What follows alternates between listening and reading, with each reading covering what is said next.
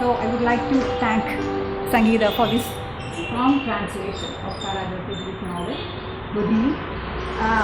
അതായത് ആ ഒരു ശക്തി എന്ന് ഞാൻ എടുത്തു പറഞ്ഞത് ഇപ്പം ജിനോയ് അതിവിടെ സൂചിപ്പിക്കുമെന്നാണ് എനിക്ക് തോന്നുന്നത്. സാറ ജോസഫ് എന്ന് പറയുന്ന ഒരു എഴുത്തുകാരിയുടെ വാക്കുകൾ എങ്ങനെയാണോ കേരളത്തിൻ്റെ ഒരു സ്ത്രീയെ വരച്ചു കാണിച്ചതിലൂടെ ഒരു യൂണിവേഴ്സാലിറ്റിയിൽ നിന്നുകൊണ്ട് എങ്ങനെയൊക്കെയാണ് പലയിടങ്ങളിലെയും സ്ത്രീകൾ അവരുടെ ജീവിതത്തിൽ സമാനമായ സാഹചര്യങ്ങളിൽ ഒരു അടിമത്തമെന്നോ അല്ലെങ്കിൽ ഭയാനകമായ ഒരു ജീവിതാവസ്ഥകളിലൂടെ കടന്നു പോകുന്നതിന് നമ്മളെ അനുഭവിപ്പിച്ച ഒരാളാണ്. അപ്പം അത് ഈ ഒരു ക്യാരക്ടറിലൂടെ ഒന്നുകൂടി നമുക്ക് കാണിച്ചു തരികയാണ് ബുധിനി എന്നുള്ള നോവലിലൂടെ ചെയ്യുന്നത്. Blood flowed. It ran down her thighs. Budhini tried to wipe it away with leaves and grass, but that didn't help much. She was hungry. She could feel her throat parched with thirst. However, more than food and water, she needed some old pieces of coal. She thought of the bag that contained the used fabrics she had stored secretly, kept away from the eyes of the men at home. Ma always directed her not to let Baba, Chopin, or money see those pieces. If they happened to see them, her bleeding would not stop. It would continue until the next year. She needed that bag.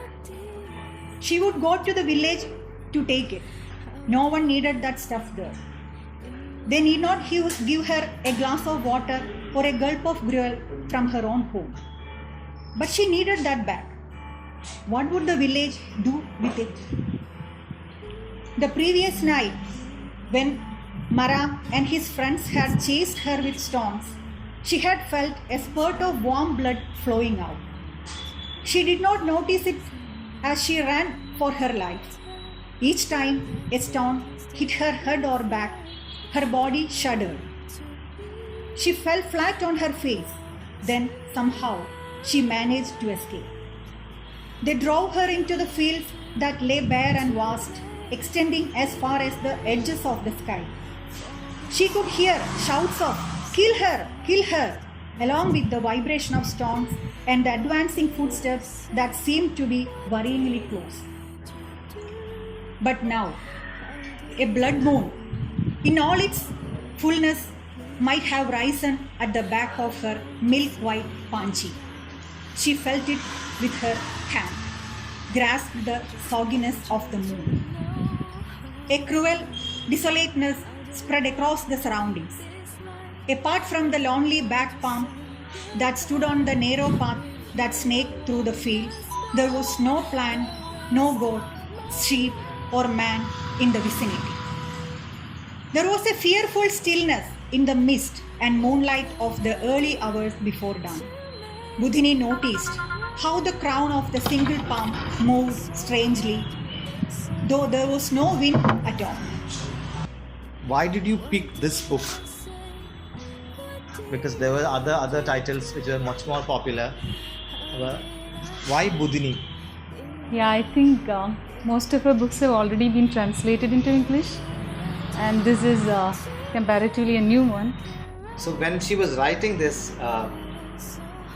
you were thinking of translating it then itself, or that thought came later? Yeah, in a way I could say that right from the beginning I had this idea of translating Budhini. Earlier I was not very sure of with her earlier works, but once I tried my hand, then I thought I would give it a try. It is said that a translation is the best reading a reader can give to a book. There is a saying. So on that cue, when I read Budhini, I feel that this is a gift from the best reader Sara Joseph could have, because Sangeeta was able to capture the nuances, I would say really interesting, insightful nuances in the book. And this book is, even though it is a novel, it is a story of. It has a very non-fictionist side to it, because it tracks a particular slice of history of independent India and mixed with ecological politics, gender, then all kinds of political turmoil that India has seen ever since independence. So did anywhere in the journey the author in you interfere the translator?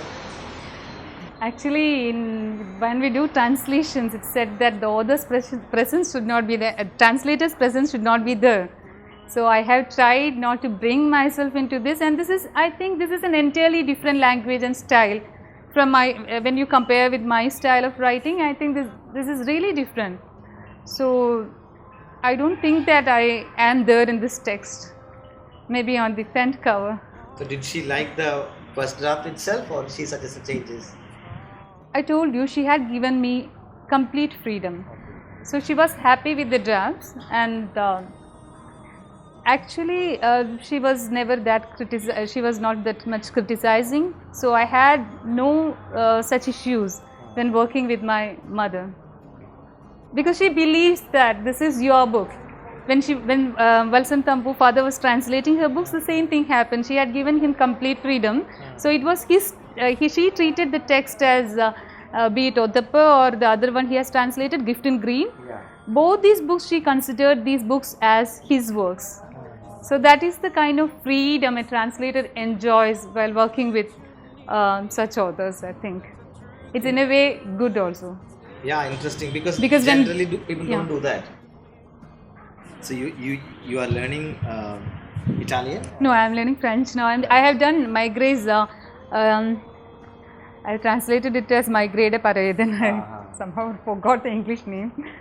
Because It's George Maigret, Simenon is not translated into Malayalam yet, right? Simenon is not translated into Malayalam so far. This is the first time Madhubhumi is bringing 3 books simultaneously. They are bringing these 3 books.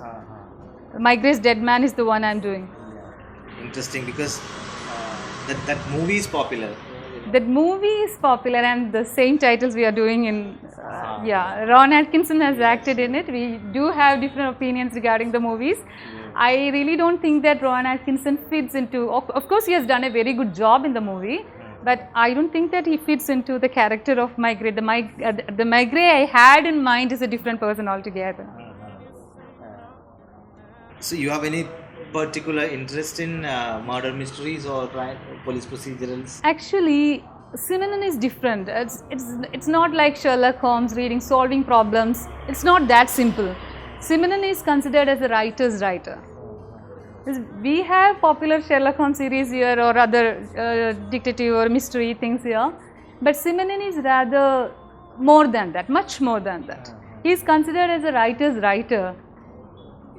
So translating him is a different and a very beautiful experience, I must say. But I had 2 versions of English translations. One is Jean Stewart and the other one is David Cowardley. So what happens is, I can see that both these different writers have different kind of translations. David Cowardley, I think he has used a lot of freedom when you compare to the original French text. That is how learning a language comes into our help. When you learn a language, you get a chance to. I may not be very fluent in it. I can just read and understand with the help of dictionaries. Maybe something for the press tomorrow. She is currently translating a book called I Love Dick. Yes. By it's a cult feminist title by Chris Cross. So why did you pick this one? Oh, I really loved that book. That's the simple reason. I haven't loved any books recently as much as I loved this. Maybe I haven't I happened to read this book in the year 2016, and from that day on, I know it would be a big challenge. It would not be as easy, because it is a text of many subtexts and all these things are there inside this book. Because this is she published this book in the year 1997. Through Semiotics was the publisher at that time, her own publishing thing, I think. So, and at that time the book was not well received.